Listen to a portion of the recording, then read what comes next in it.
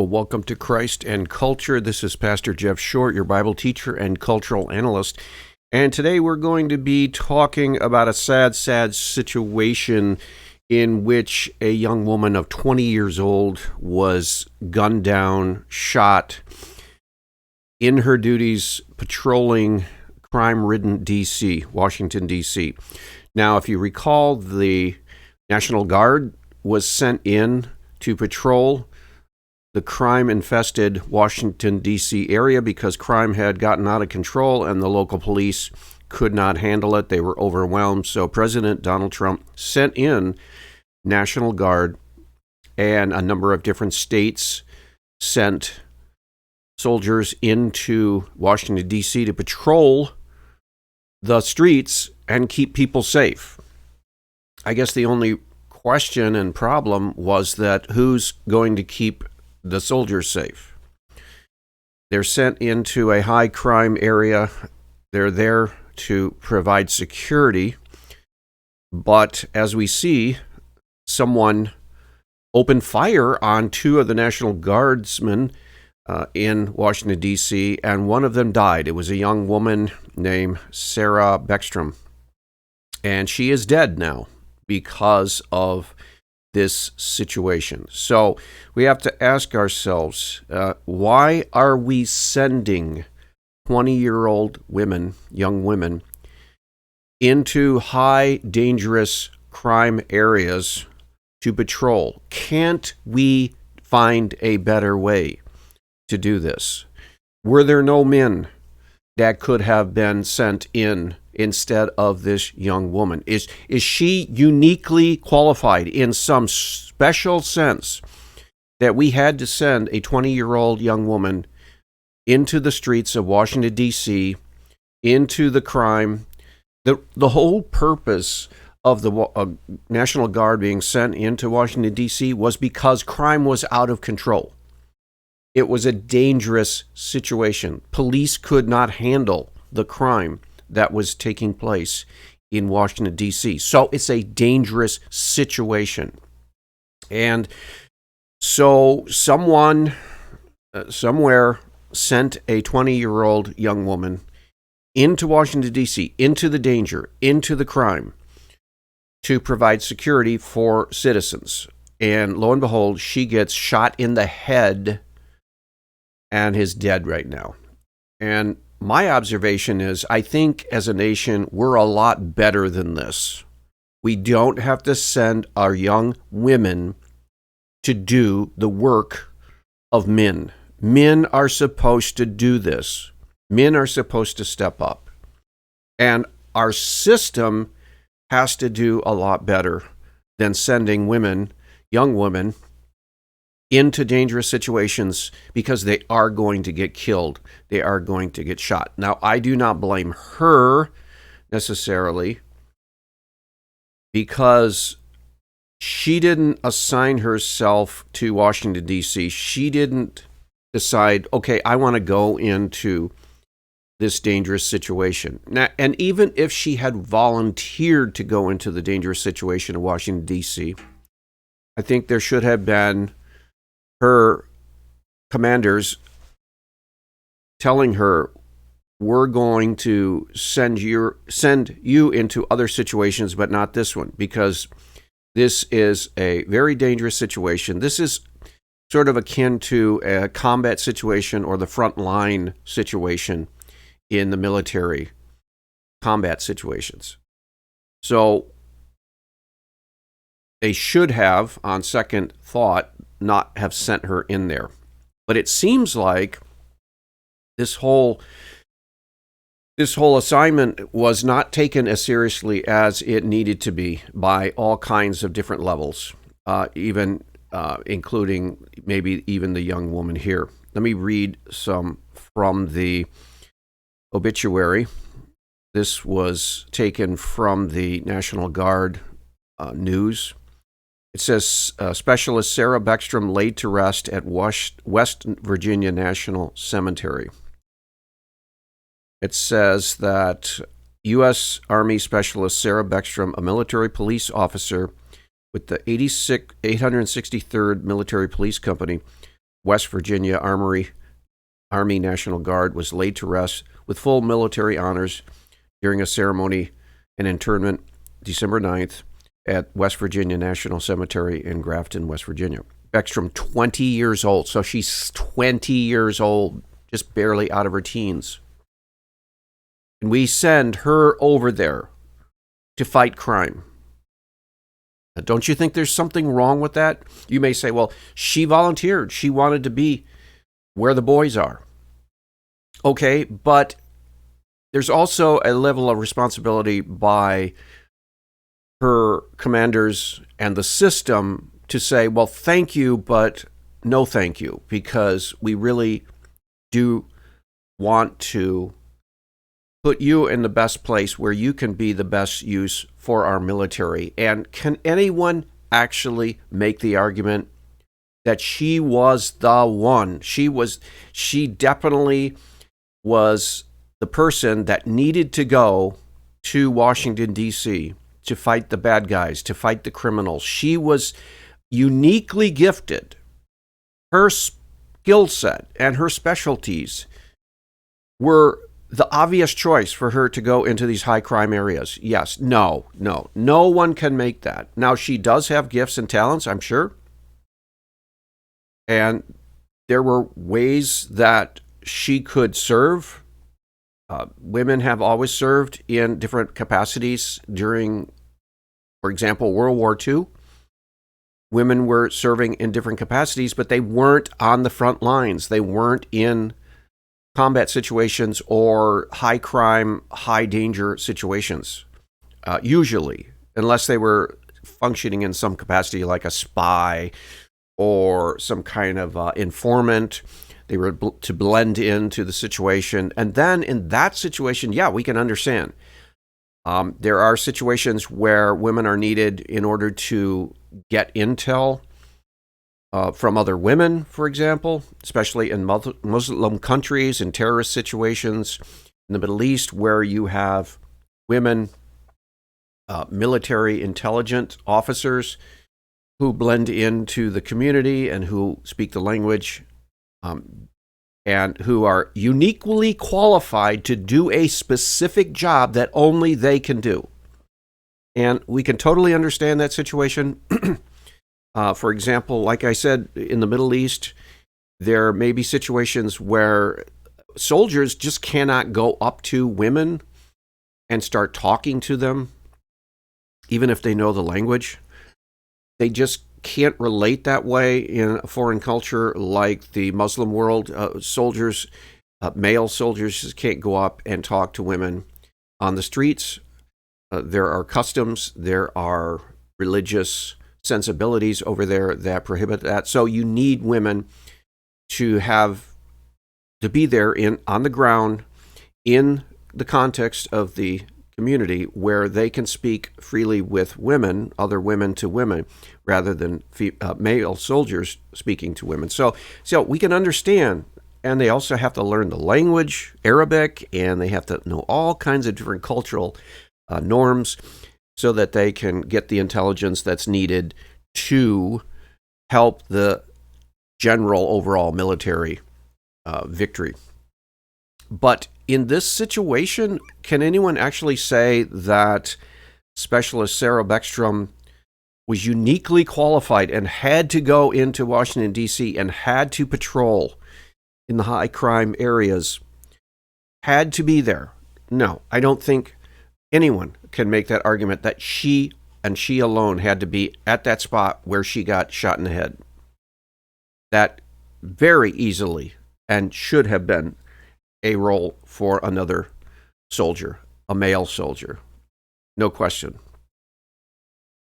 It's said that Beckstrom 20 died November 27th after she was fatally wounded in a shooting attack the previous day while performing her duties near the Farragut Square Metro Station in Washington, D.C.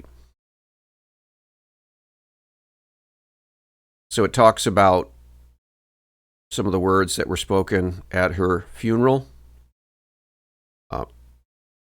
She's survived by her mother and her father, sisters, and a brother. and there were all kinds of dignitaries at the funeral.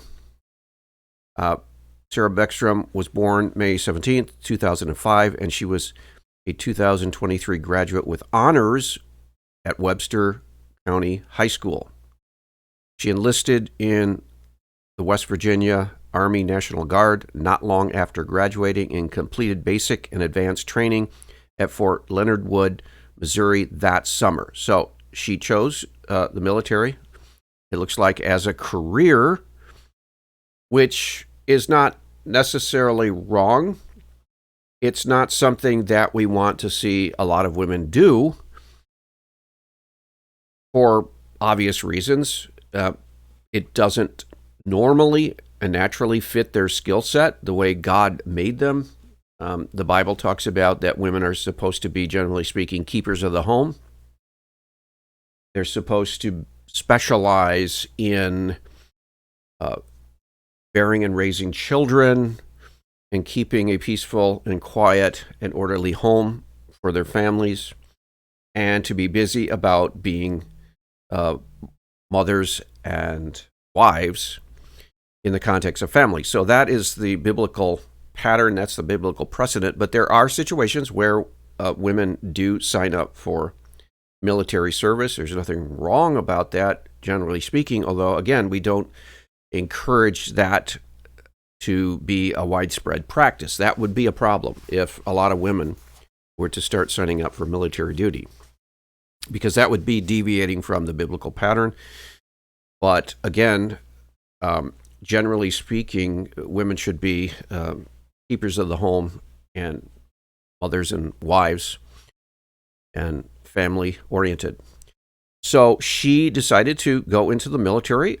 I'm not sure exactly all of the reasons why she decided, but she decided to go directly out of high school.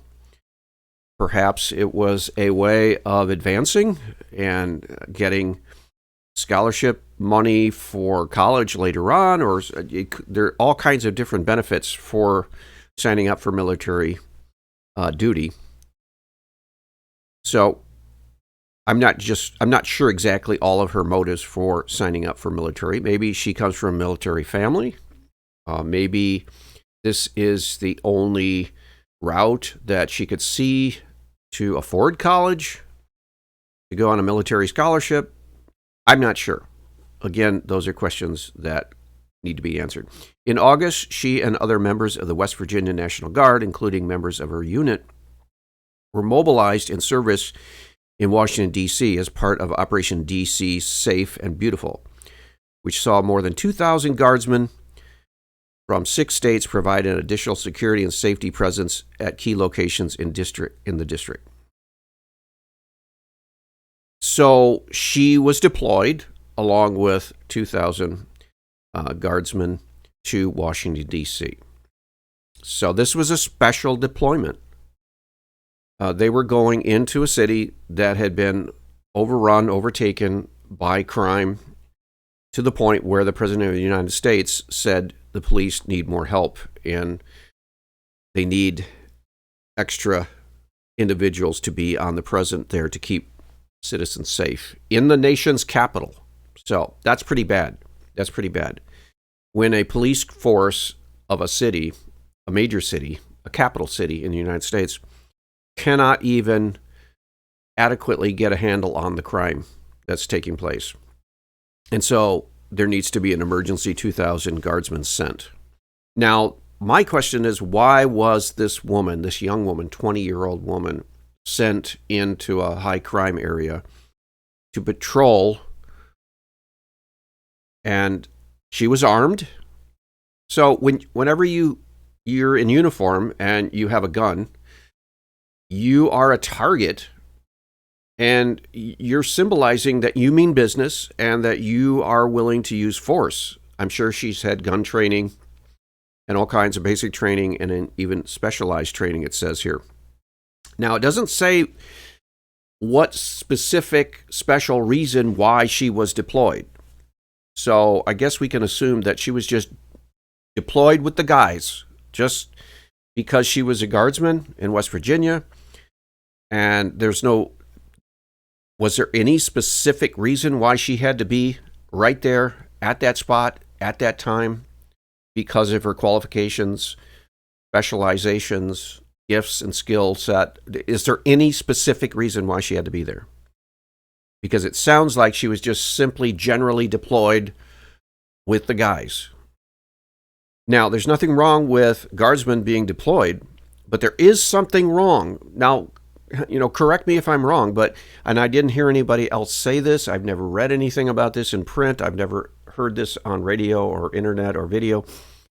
But there is something wrong with a system, a military, that thinks it's perfectly okay and fine to deploy a young woman, 20-year-old young woman, into a crime area, give her a loaded weapon, put her in uniform, put her in harm's way, and say, okay, make people safe. Really? Really? Is that what we want to do as a country? Is that where we are right now? That we think that we can interchange men and women as if they're just chess players, chess pieces on a board? Is that what we think now? Because for almost all of human history, before the last few decades, there was generally the accepted notion that men are to protect women, generally speaking. The old Titanic adage, women and children first. Why? Because men are the protectors. So why are we sending women, young women especially, into high crime areas to protect men? It doesn't make sense. It doesn't compute. There's something wrong with that. It says that unit members described her as a quiet professional who exemplified dedication and always put others above herself. Many recall her quick smile, infectious laughter, and her ability to inspire others. She would inspire others on the battlefield? Okay, this is military. These are nice qualities, but are these really the qualities that you look for in a soldier? Many recall her quick smile. Is that important for a soldier to have? A quick smile? Really, is that a qualification that you need for a soldier to be stationed with a gun and in uniform in a crime area or in combat situations? A quick smile. Infectious laughter. Really? Okay, is that a qualification for a soldier to have an infectious laughter? And her ability to inspire others. And again, I ask the question, is that to inspire in combat, inspire on the battlefield, inspire when you're taking bullets your way or grenades, or just generally speaking, she had a nice personality? She was an observant people watcher who loved exploring and spent her day. Now, the people watching thing could have been a skill set that could be used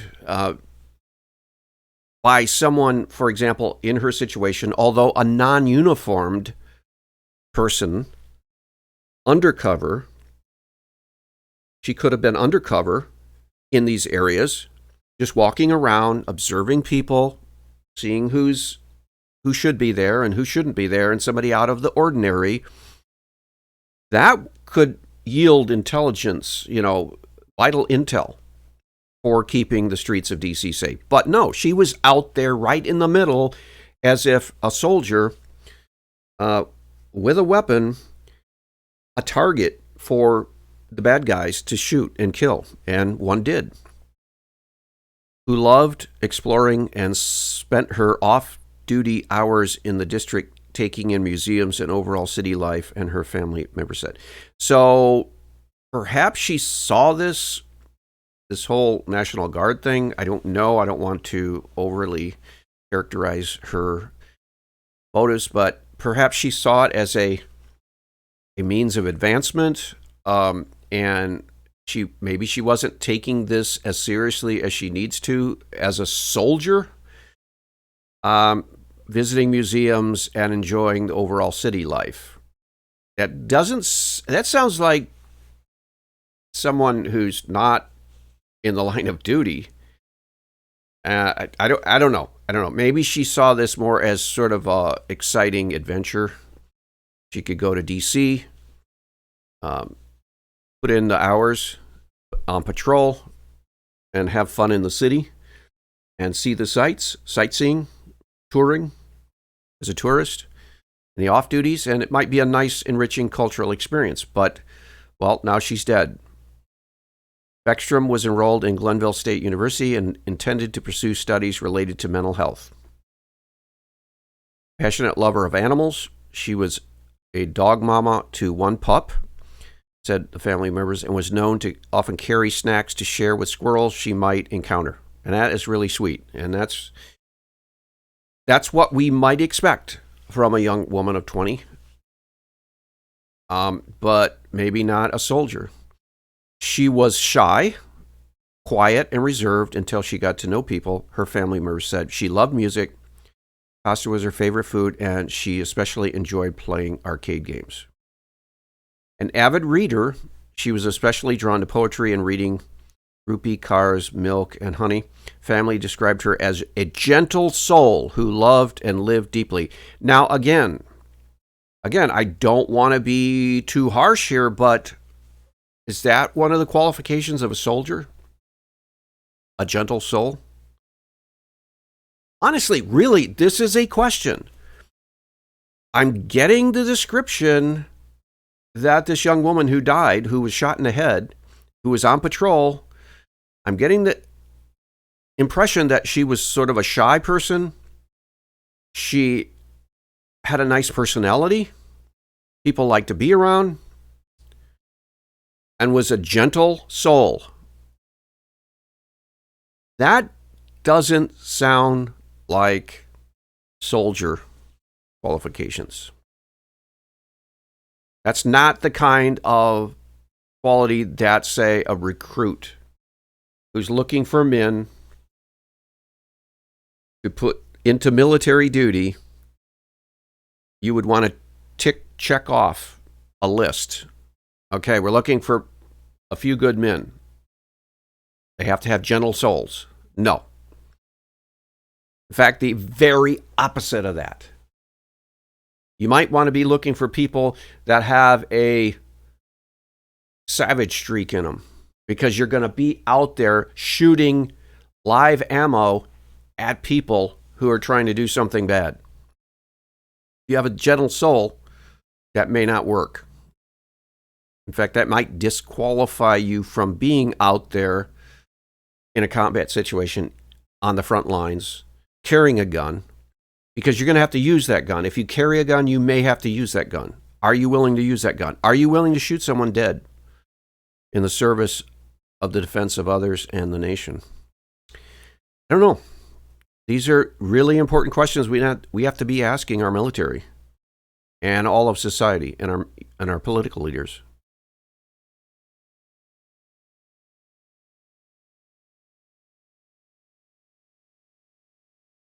So it was a sad situation where her friends, colleagues had to gather to lay her to rest. And what I'm saying is, I don't think this had to happen.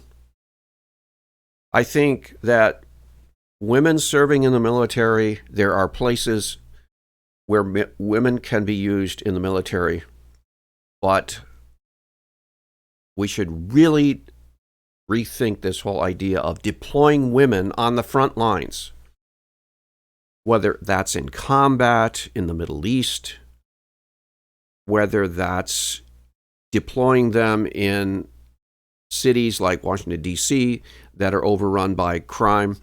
And so we deploy women into Washington, D.C. to control the crime. Really? I don't think, generally speaking, that women should be sent to deploy to Washington, D.C. to control crime and to keep the bad guys at bay. Because that means we're sending them in to do men's jobs. This is a job that really should be done only by men. Except, for example, like I said before, when you need women on the ground to blend in, she could have been someone in plain clothes and assigned to a duty to simply walk around these areas, walk around these metro stations, talk to people, take on some fictitious job in the area, maybe undercover, and gather intel and find out what's going on in the streets. That could be a scenario where women could be really useful, but to actually just stick them out in the middle of crime areas, give them a gun, put them in a uniform and say, okay, now patrol this dangerous area. No, that is not what we want to do as a society, at least as a Christian society, semi-Christian society, where men are taught to protect and love and provide for women, their wives, their mothers, be in the protective role. And the women are supposed to be the more nurturing and the more compassionate and the softer, more domesticated roles, because that fits their skill sets and their callings from God. And to have a National Guardsman, Sarah Beckstrom, out there in Washington, D.C., just like the guys, just like the boys, with a gun, and we're sending her to protect men and women, but men on the streets? Yeah, there's a contradiction there. And so this has to be really thought. I think the word needs to come down from the very top. You know, Pete Hegseth and some of the other military leaders, the word needs to come down that, hey, we need to make sense of the whole situation of women in the military, and we need to be careful to deploy them in spaces where they will make the best difference and not just treat them as just another guy. Because obviously when you do that, it's not going to work. You cannot just substitute a woman soldier in for a man soldier. You know, a man gets shot in the head at some situation in Washington, D.C. Okay. So you just say, well, who's next on the recruit list? Okay, yeah, there's a woman there. Let's send her in. No, I think that whole approach needs to be rethought of, and we need to bring it in line with reality. The way God made the world, the way God made men and women. And that reality needs to be reflected in the system. And so we're going to deploy women who are in the military in strategic positions where their gifts and talents uniquely as women can be used in the service of the U.S. military, and not just throw them in any place. And I haven't heard this talked about, but I'm going to talk about it because I think it's important and it could help not only our nation, but our families and society in the world. Hope that's been helpful, and we will talk to you next week. Another Dishing. God bless.